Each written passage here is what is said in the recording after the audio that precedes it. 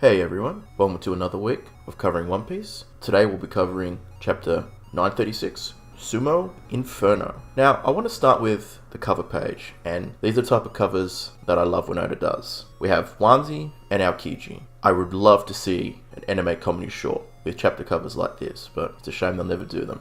Anyway, let's get into the chapter. Alright, we start with Raizo and Kawamatsu talking to each other, as we did like last week. Now, I do want to kind of divulge and talk about a theory that I've seen the One Piece subreddit talk about, and Tekken's last chapter review.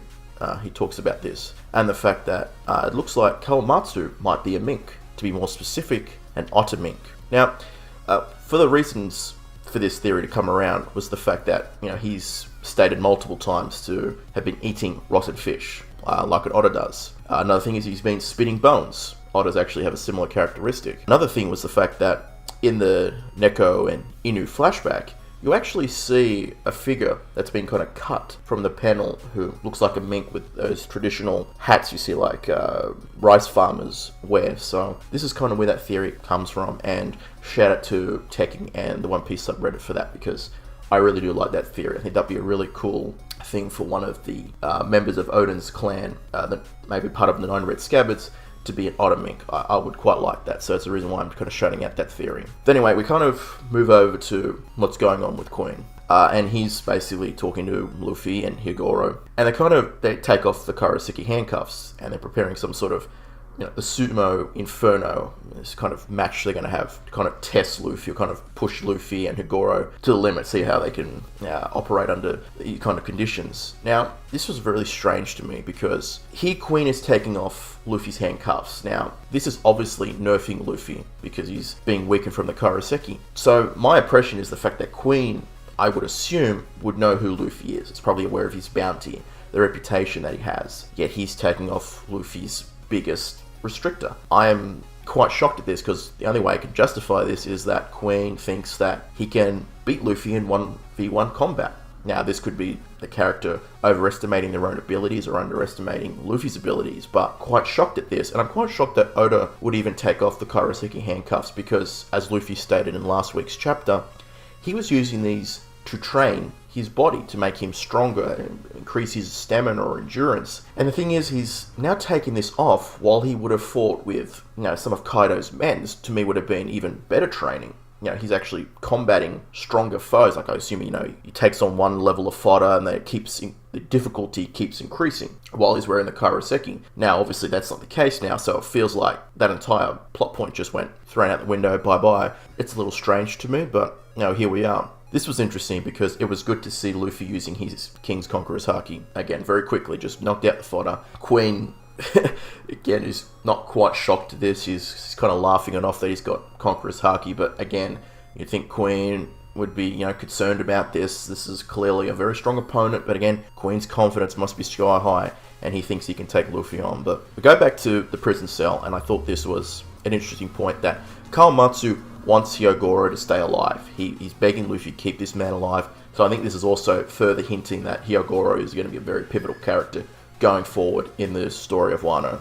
Now, we cut back over to the bathhouse, and we see that Drake and Hawkins have appeared there all of a sudden. I was like, whoa, where'd they come from? And Hawkins kind of tells everyone to get out of the bathtubs and to show them the ankles. Now, this is what I found interesting here, was the fact that he's looking for the reverse crescent moon symbol on people's ankles. Now, I've thought this was a very weird symbol to kind of tell who's who, like, you have this symbol, you're part of this particular group. I thought it was quite weird, considering that, Edo period clothing in Japan usually has a lot of open footwear, so you can easily see the ankle. So having such a distinguishing mark on people is really kind of silly. And the fact that Hawkins knows about this now is kind of like, what's happened? Like, it's been this long, it's been 20 years, what's happened? Why just now has he been made aware of the crescent moon? Like, later on, Shinobu kind of gives hints that it's the plan being found out, as someone kind of told or kind of said this, this is the kind of tattoo they have, look out for it. Because if they knew about this years ago, why didn't they do it before? It just seems like recent information has come to their attention, and they're now trying to seek people out with the crescent moon tattoo. I have a few theories about who it could have been. I'm thinking that it could have been Fukurokuju, the head of the Orochi Aniwanban. I think he's the most logical choice because he was said to have been, worked for Oden before they'd been under Oden. Has he betrayed them? Why has he betrayed them now? Like, this is a plot point that I think Oda needs to explain in full detail because it's some very points aren't connecting, there's a bit of confusion, and I think this is something that Oda needs to explain. Hopefully he does explain this in detail, what's going on. Obviously, the comedy part of the chapter was Nami showing the goods, knocking out everyone. Everyone was like, national treasure, oh my god, she's beautiful, and everyone's just getting knocked down, they're getting destroyed. I enjoyed that humor, that was good. Now, I talked about this earlier, but I was actually shocked that Sanji was there. I did not expect that, so pleasant surprise, Sanji was there, and he got destroyed when once the towel slipped off Nami, and Sanji just get absolutely flabbergasted. The happiness punch came back. I was laughing my head off. Obviously, this is where people are shouting, people are saying, "Oh, Sober Mask is here." Obviously, because that's what they were calling Sanji. And Drake's like, "Well, I've got to get in there. I'm after a Sober Mask. He's my target." So Drake comes in there, and he's immediately swooning over something. I'm sitting there like, does he have the same problem that Sanji does? Another pervert? But no, his fanboyism of the German 66 basically takes him to his knees.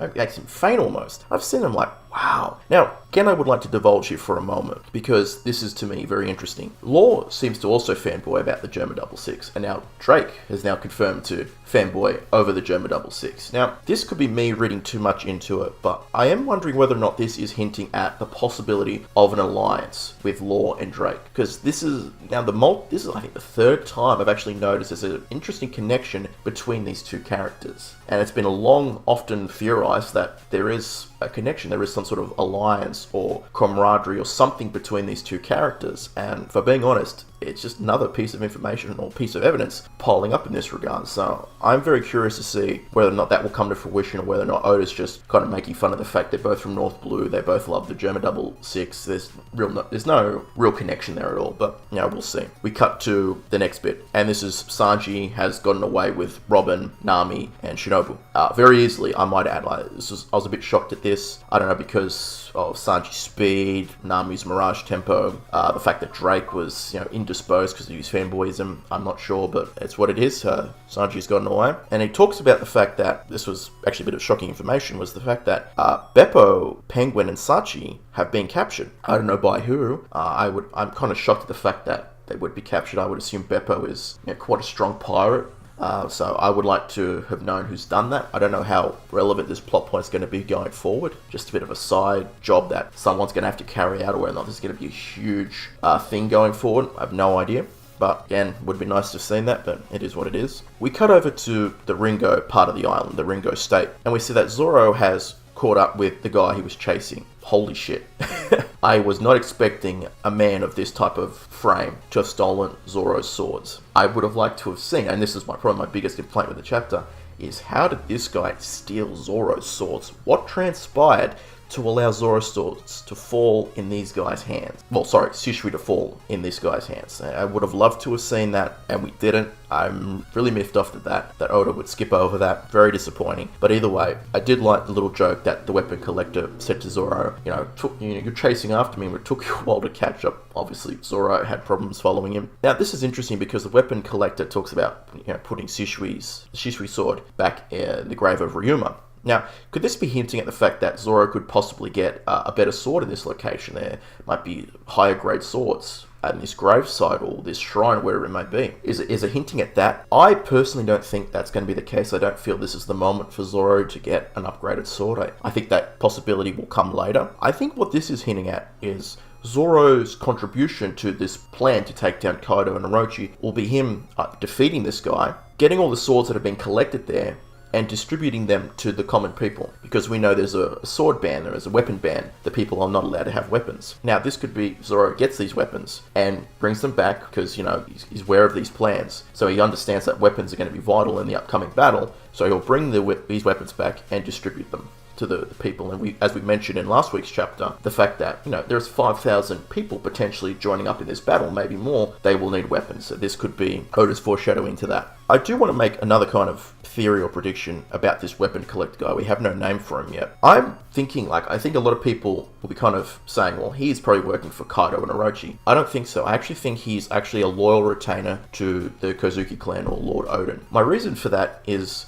the fact that he cares about putting back the Shisui sword, Ryuma's grave. Now, obviously, I don't feel that Orochi or Kaido would care about that. They don't care about the past, they don't care about the cultural history of Wano. Someone who worked for Odin probably would. So my theory is that this guy is not working for Kaido. He's a loyal Odin retainer. Maybe he's an Unread Scab, but I have no idea. And he's going to be, he'll either be defeated or he'll be convinced that, he needs to cooperate with Zoro, or that Zoro's not a bad guy and he's part of the overall plan to take down this terrible regime that's taken hold of Wano. That's just my theory. We'll see if it comes into fruition. I did like this chapter. I know some people didn't, but I quite enjoyed it. There's no break next week. Hallelujah for that. This is the Kingkiller signing out, and we'll see you next week.